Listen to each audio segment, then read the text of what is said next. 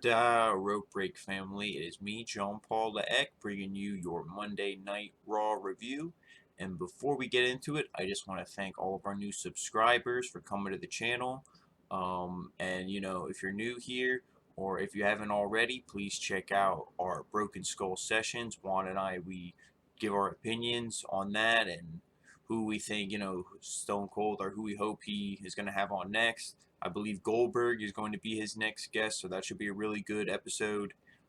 We give our, we always review every show that goes on during the week. We also reviewed Starrcade, our Starrcade that was on Sunday, the hour that they showed of it. We have all that on the channel, and of course, like the start of every week, we're going to do Monday Night Raw. So let's get right into it. So Raw opens with Charlie. She's waiting for the AOP to arrive, and when they get there, she asks them why they attacked Kevin Owens last week, and they answer her in Albanian, and she asks, can you please translate? None of us really understand, and then all they say to her is, you look very lovely, Charlie. Have a nice night. And they walk away. So it's good to see that this is the first main focus that they are continuing this Kevin Owens, AOP, Seth Rollins storyline, because that's definitely the most intriguing thing going on in Monday Night Raw right now, because we're not going to be getting anything from Brock Lesnar until the Royal Rumble, unfortunately. So I don't know why you didn't give Rey Mysterio the title and have AJ Styles still be the U.S. champion, because now, like, not that there's anything wrong with building storylines without the title, but it's just taking away part of the show. So they really need to focus now on other storylines because they don't have that crutch of using the title, which the whole Brock Lesnar thing is another rant. But to stay on track here with the show, Samoa Joe is still on commentary, and I'm assuming they're going to be keeping him on commentary until his thumb is healed, because he's so, good at his job. And I'm sure they see the fans, on Twitter and everywhere else are praising Joe for his work on commentary. So they're probably going to keep him there until his thumb is healed and he can get back in the ring, and then hopefully we can see Dio Madden back on commentary. So then Seth Rollins, he says that what he said last week was a little harsh, but he was just coming from the heart because he cares so much about, everyone in the back, and he cares so much about Monday Night Raw, and he just wants the best for everyone. And, he wants the best for this brand. And he apologizes also to the fans, and he said to, especially to Kevin Owens, and, you know, he asked if Kevin Owens could come out because he wants to, apologize to him face to face, man to man. So then Kevin Owens comes out, and Kevin Owens, he does one of those, starts sniffing around. He asks the fans, if they can smell that. It's a smell, when people are lying and they're just making up, excuses and all that. And he pretty much says, like, or actually he does say it. He's like, Seth is, he's full of bullshit. So, another rope break term they're taking from us, bullshit. But, um, he says Seth is bullshit, and he's like, if, we're all your family, is the AOP family, are they part of your family? Is that why you had them attack me? And he calls Seth a liar, and Seth is just getting real frustrated.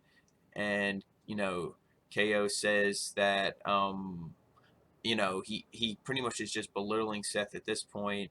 And then Seth asks, and, he wants the AOP to come out. He kind of calls them out, and they come out, and they're speaking in Albanian. The crowd, what? They're giving them the what chants. And then they challenge the two of them to a match. And KO says that they're all going to turn on him. And, he's like, I don't want to agree to this. And everybody's kind of just standing there. And he's like, you know what? If we're going to do it, then let's do it now. And because Seth is like, oh, yeah, he's all about it. And then as soon as Kevin agrees to it, Seth is like, no, we're not going to do it now. Because I guess Seth wanted to do it in the main event. It was kind of unsure. At least I didn't hear, like, why Seth was so gung-ho. And then he just was like, no, I don't want to do it. Because then he turns on Kevin Owens and just walks away. So now he doesn't want to be his partner. So he walks past the AOP, and, they don't touch him or anything. So Kevin Owens is still in the ring, and he calls them out, tells them to come down and fight him anyway. They kind of just laugh at him and walk away. So they don't do anything to him. And Kevin Owens is just standing there all taped up in the ring, and, he says, well, I'm in the ring now, so might as well, send somebody down to fight me. And then after he says that, it cuts to Lana and Bobby Lashley coming through, the back locker room. Lashley's all taped up and, he's getting ready to fight. So this is setting up the opening match of Kevin Owens and Bobby Lashley. They didn't at this point they didn't mention that this was a previous matchup at Starrcade, and they only mentioned Starrcade once or twice during the show. They didn't really bring it up too much like they do with other shows, like, oh, go check this out on the network. I don't know if there was a bunch of fan backlash saying, how could you call this Starrcade? I know they've done this in previous years, but to call it house show like that, Starrcade, it really hurts the legacy of the past, WCW great Starrcades. So I don't know if there was backlash, and that's why they didn't mention it too much. But this getting back to this second segment here, the Seth Rollins apology. I mean, obviously it was a bullshit apology. Seth had to come out and say what he needed to say, to continue the storyline going, but it didn't do enough for me where he didn't turn heel. I would have liked to have seen, that opening matchup where he's like, yeah, sure. And then, it's the AOP versus Rollins and KO. And then Kevin Owens turns on, or not, or Seth Rollins turns on Kevin Owens and joins the AOP and kind of fast track this story along, because I think we all want to see Rollins turn heel and we want to see it right away. We don't want to see this dragged out. Like, is he going to turn heel? Because we're all scared WWE is just going to keep him face. And I don't know if they're waiting for TLC to turn him heel or what they're going to do, but there's really no TLC build. And this episode, they didn't say any match was set in stone for TLC. I don't even think they mentioned TLC besides just like a little commercial video package thing. But like they didn't promote it in any of the matches or promos or anything. But you're like, there's no real Seth Rollins like heel. He's not any more of a heel than he was last week. So he's still kind of in limbo, and I didn't like. I would have liked to see more from Seth. At least going to the heel, but the crowd reacted really well to Kevin Owens, which I was glad to see.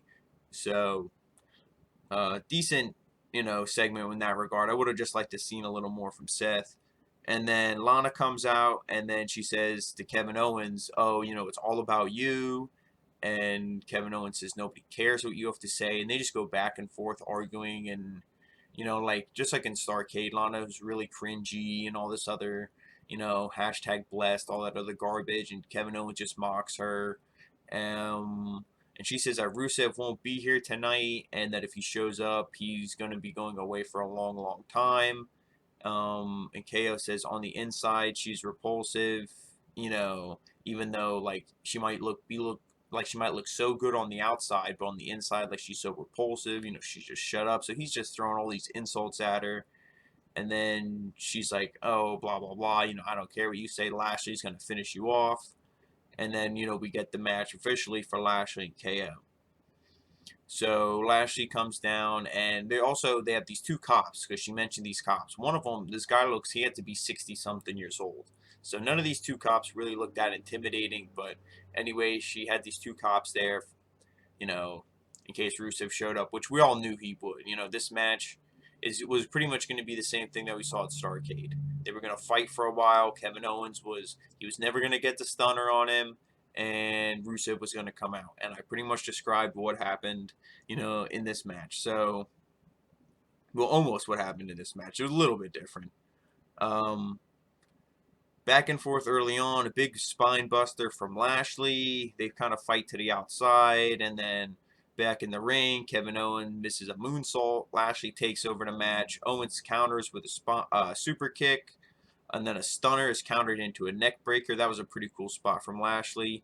KO hits a pop-up power bomb, and then at this point, the AOP come back out.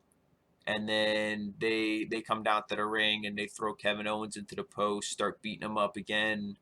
And then the match obviously ends in a DQ, and then they drag him backstage. So a little bit different, but again, it protects everybody, and it protects it protects Lashley, because you don't want to have him lose going into this match with Rusev. But nobody really cares about the story, and you're beating up Kevin Owens, but there needs to be a payoff. Like Kevin Owens needs to do something, and there's no, like I said, there's no real build. That you're just gonna book a match 1 week before the pay per view at TLC. We just had a pay per view, so all these stories, like, they're continuing, but they kind of feel rushed at the same time, and I don't know. So then we get Charlie. She asks Lashley if he knows anything about why the AOP came out. So the whole focus is just why the AOP are doing what they do, and he says he doesn't know. He only knows that Lana is his top priority. And at this point, Rusev comes out and he attacks Lashley, and then he super kicks him, and then he runs back through the crowd. Lashley, is like, oh, what the heck's going on? Obviously, he's knocked down. And then him and Lana, they start walking to the back, and they yell at these cops, and they're like, what are you guys doing? We hired you. You didn't even protect us. You didn't do anything. And the cops are like, hey, we're WWE fans. We're a little more lenient. We like to, we do things our own way around here. And then Lashley and Lana start mouthing off to him, and then they end up arresting those two.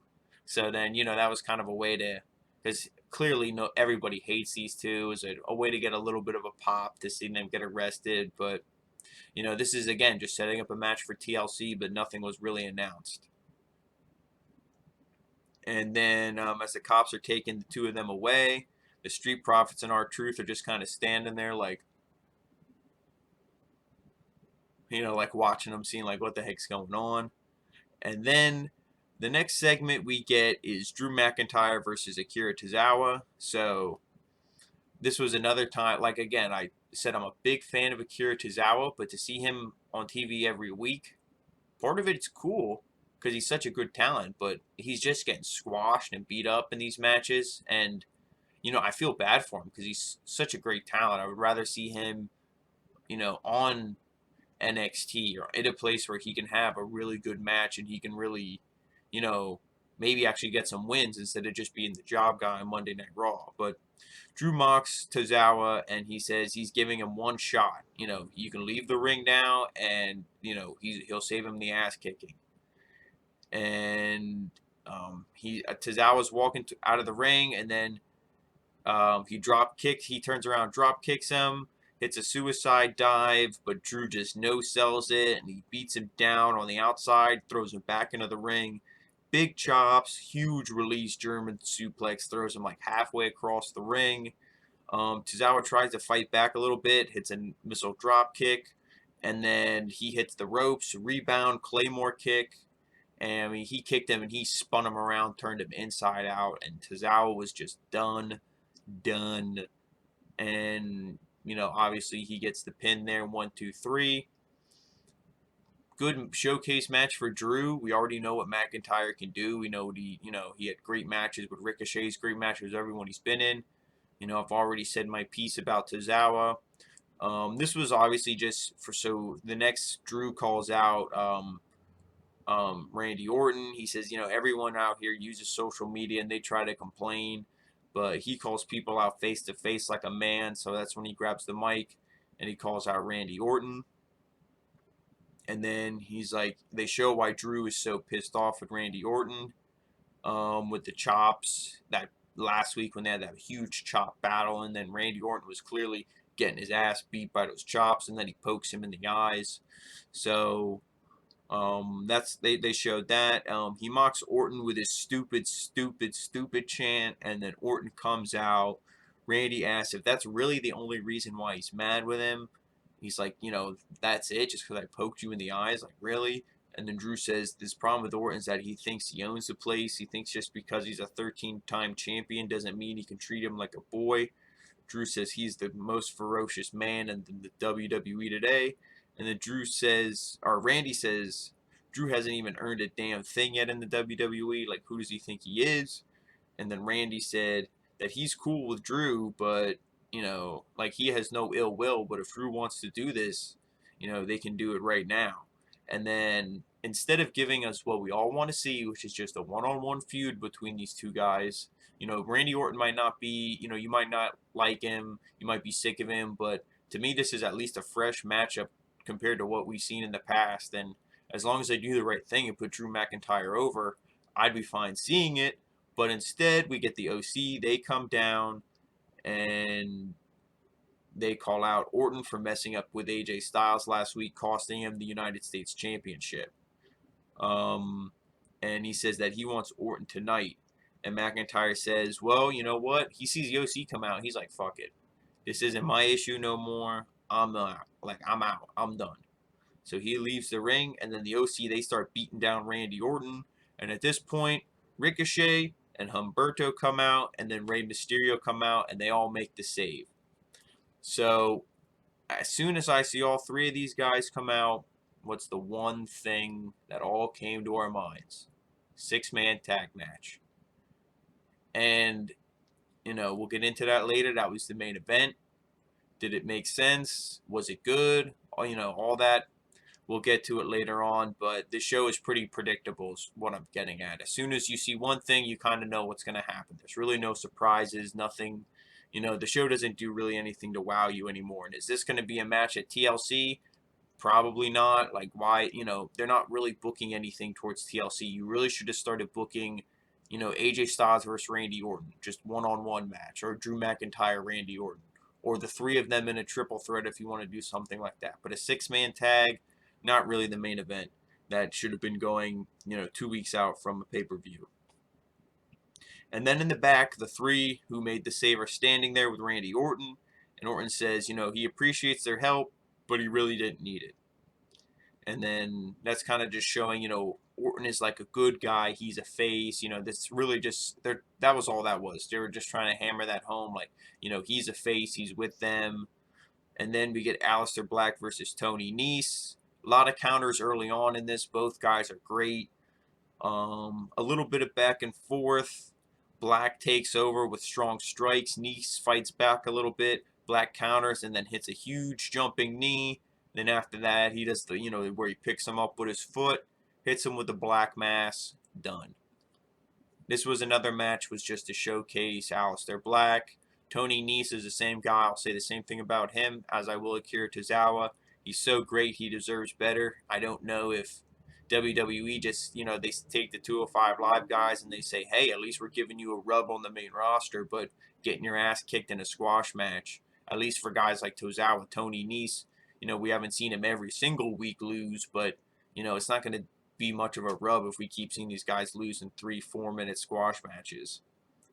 So then after that, Charlie interviews Buddy Murphy, and he says that he knocked on Black's door to prove that Black takes himself too seriously, and that he'll be the one to calm him down.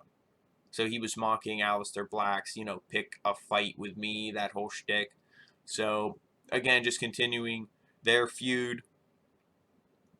And then we get Andrade versus Eric Young. Again, here we go, another squash match. Huge jumping knee in the corner from Almas. Eric Young hits a top rope elbow drop. Andrade fights back and hits a drop kick, a neck breaker on Almas by Eric Young for a 2 count. Almas counters with another elbow drop. Andrade hits the double knees and then the hammerlock DDT. So this wasn't a very long match. Eric Young got a little bit more offense in than the other two guys, Tozawa and Nese, but Eric Young deserves better. I think Sanity could still be a group. WWE clearly is missing the tag teams. Sanity could fit in there great. You could be another team. Think that you could always do a feud with a team like them in the New Day, or just because you have the rotating members, because WWE's crazy about their 6-man tag matches, but they broke up Sanity. They did nothing with them, so good win for Andrade here. And like I said last week, I really hope they do something with Andrade, that he is the one to go against Rey Mysterio for the United States Championship. And especially since that's the only belt that's going to be on Raw until the Royal Rumble. Since, like I said, Lesnar's gone. He's not having nothing probably until Royal Rumble build, which if Royal Rumble builds anything like TLC build, it'll be the week before. So this is the main title, so I think a guy like Andrade deserves that shot. So hopefully that's where they're building for after TLC. And then R-Truth, as soon as this match is over, R-Truth comes out, and they have 2 NASCAR guys, Kyle Busch and I forget the other guy. Now I really could care less about NASCAR, but R-Truth, he comes running out and he kind of hides with these guys as all the other jobbers, Zack Ryder, Kurt Hawkins, Apollo Crews, or Titus O'Neil, all those guys, they come running down and, he hides with these NASCAR guys. And then as soon as they run away, he gets up and he starts walking. And the one guy who I forget what his name was. He took off his shirt or opened his button shirt and he had a ref shirt on.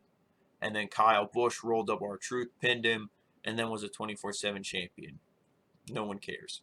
Moving on, then after that, the Street Profits, they promote Cyber Monday deals with No Way Jose, which No Way Jose, keep him in mind, unfortunately, coming up later.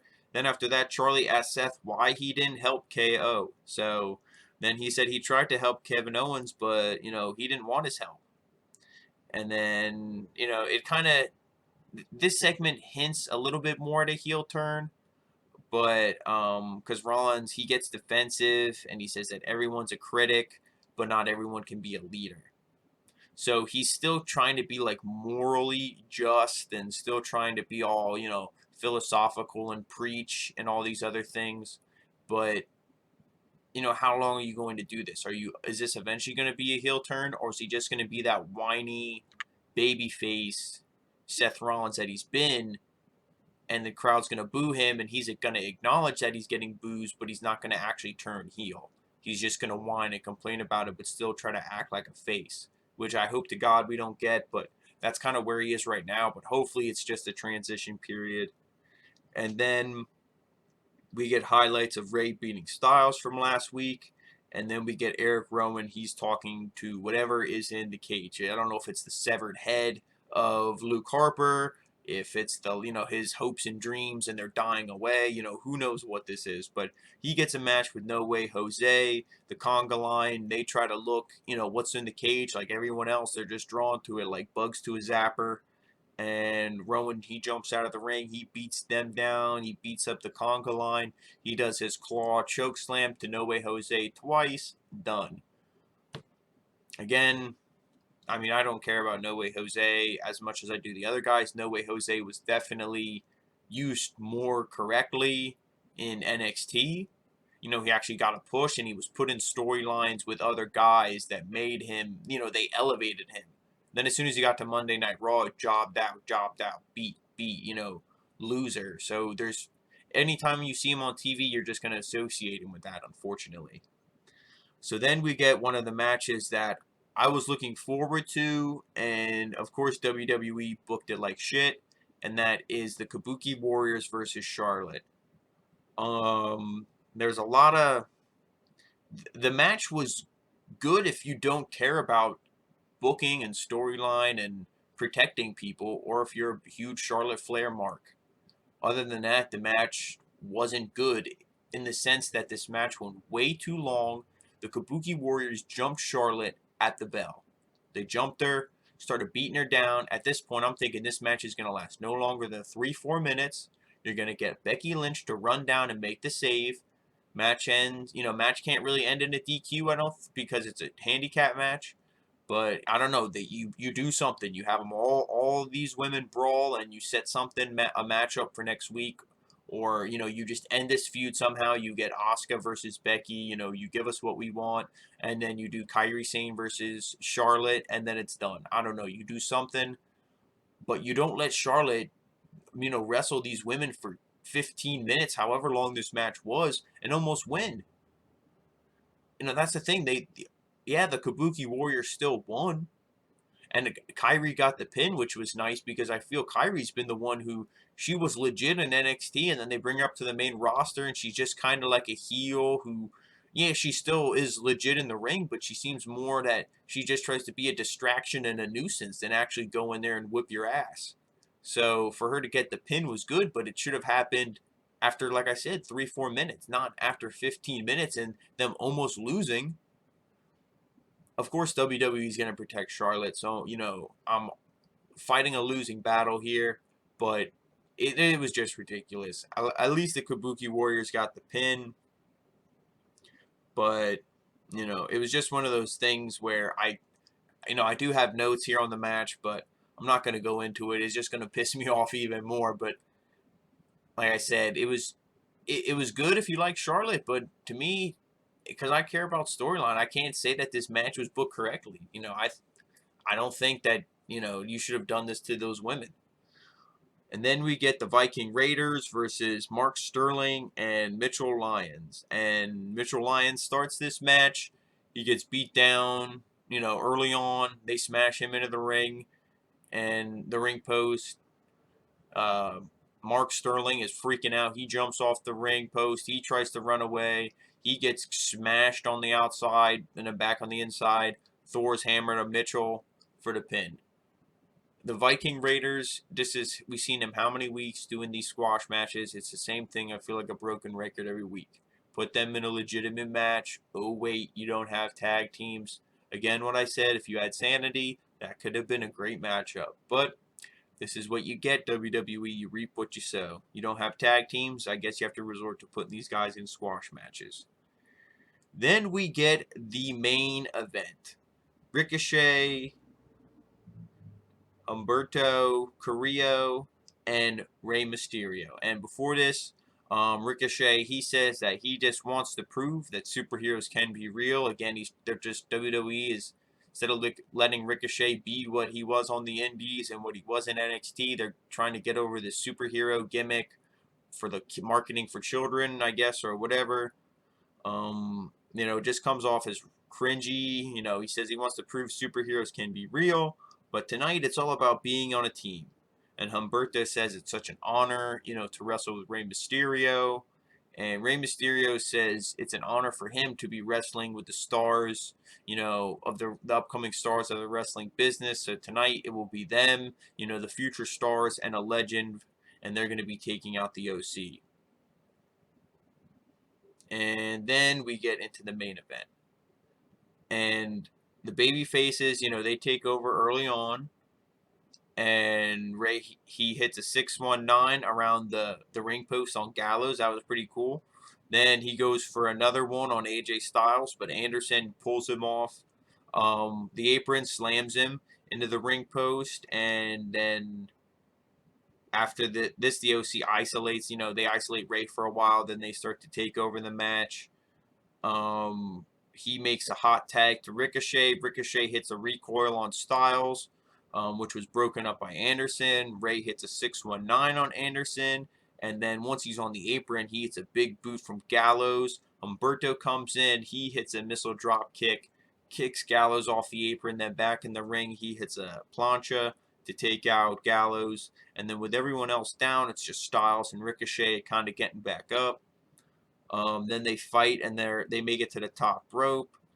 Styles takes a big fist from Ricochet, and then Anderson tries to stop Ricochet, but he kicks Anderson, and then he takes him out with a moonsault. But he runs up and he kicks off the second turnbuckle, flips backwards, hits the moonsault, and then he climbs back up, and he goes to go for a head scissors when AJ's still up there.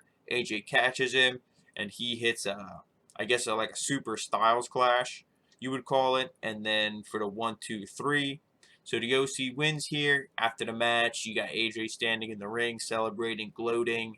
Randy Orton comes out, hits an RKO for the, just to go off the air, hits an RKO. So, again, like I said, the main event, you watched it, it was great. All 6 of these guys are legit. Humberto, even though he's been booked like shit, he's a legit wrestler. He's great. I can't praise Ricochet enough, but on the main roster, he's not doing it for me. His character and just they don't let him get over. They push him to the point where he's about to get over, and then they book him like shit.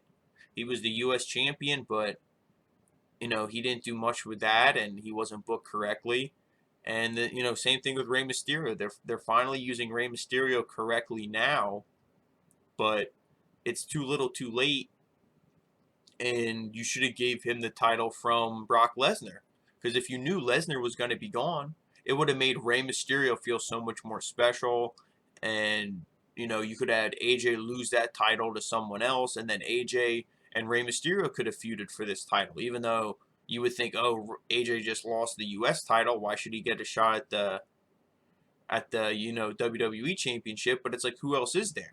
Because you're still building up guys like McIntyre because you refuse to build them up when you call them up to the main roster. You just let them linger in the mid card instead of building these guys up. But this match was great, if you don't look at it from any storyline perspective. But did it make sense storyline wise? No, because the feud with the OC. But what is this? What does this mean? Are you, because there's all these, you have Randy Orton and Drew McIntyre. Is that a feud? Are you doing anything with that? Then you have AJ Styles is mad at Randy Orton, but he's also mad at Rey Mysterio. And you have Ricochet and Humberto who are mad at the OC. But then why don't you just have Ricochet and Humberto become a tag team? And then they could beat the OC, just Carl Anderson and Luke Gallows. And then maybe they could challenge another tag team, and then maybe they could challenge the Viking Raiders, and you could actually build a legitimate tag team. Instead of just throwing 3 random singles guys against the OC. The OC is like the Riot Squad 2.0. They just beat everybody up, every newcomer. Because remember how every new woman who got called up would get bullied by the Riot Squad. So now every, new guy who comes to Raw gets attacked by the OC. It's the same recycled bullshit. So that's why that just killed this match for me. Again, like, if I just turn my brain off and I don't think about storyline or booking or anything like that, if I was at a house show, I would love this. I would have been marking out. But I wasn't. This is Monday Night Raw. I expect storytelling. I expect good things. But, I guess we haven't seen that for the last how many years. So that's my own fault, I guess, for expecting it. But, that's how the show went off the air. AJ Styles eating an RKO. And I guess that definitely continues that's going to be the main program. So, who goes against Rey Mysterio then for the United States Championship? Because it's obviously not going to be Randy Orton. He's not going to Rey's not going to insert himself into that match. So who does Rey Mysterio go against? I guess Andrade. Are you going to try to make that matchup in 1 week? That's the thing. They're not booking anything towards TLC, and TLC shouldn't even be a thing, but, they should just start booking now for the Royal Rumble and just skip TLC altogether. But, what do I know? I'm just a mark who sits here reviewing Monday Night Raw. But anyway, that was the review. Was it a good show? My answer is going to be no. It wasn't a good show. You had some good matches. Again, the last match was great. If you don't, take storyline implications or anything like that into consideration, it was a great match. There were some great spots in the Asuka, in the Kabuki Warriors handicap match, but just the match itself didn't make any sense because no woman should be able to go as long as she did against 2 women like that are so legit. But there was good spots in that regardless. So there was good moments in this show. If you would have given me all these guys and you would have laid it out and said, these are the guys that are in the opening segment, these are the people that are in every segment, I feel like 90% of the fans could have wrote a better show. They just had these segments, they had the right people in them, and they just booked it like shit. Besides the main event. That main event you just need to throw out and, scrap the whole thing. Your Monday Night Raw, their whole main event scene, they need to scrap and throw out because they dropped the ball big time with the WWE Championship, leaving that on Lesnar. And I feel they should have did a definite 100% heel turn with Seth Rollins, because now I feel like they're just going to do this thing where they just keep him in between just to piss the fans off. I think they're going to just ride that out for a while, unfortunately. So that was my review. Thank you guys so much for watching. Again, like I said, we appreciate all the newcomers to the channel, and we're going to have so much more for you this week. We're going to have, of course, AEW Dynamite on Thursday morning, NXT with Juan and myself on Thursday night, Smackdown review Friday night immediately following the show, and I'm sure we'll cook up something for you special this weekend as well. So as always, guys, thank you so much for watching, and